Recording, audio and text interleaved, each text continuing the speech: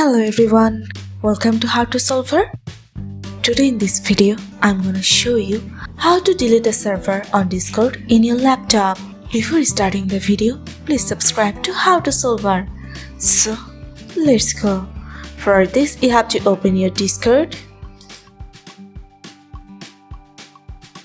Now select your server and go to your server name. Now press on server settings. Now scroll down.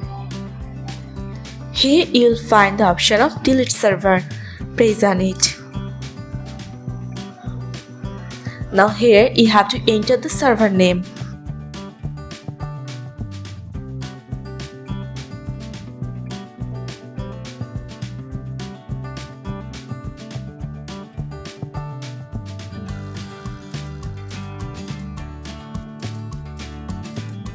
And press on delete server. That's it.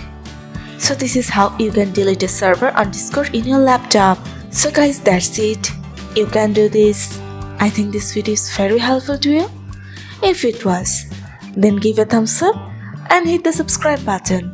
And thanks for watching.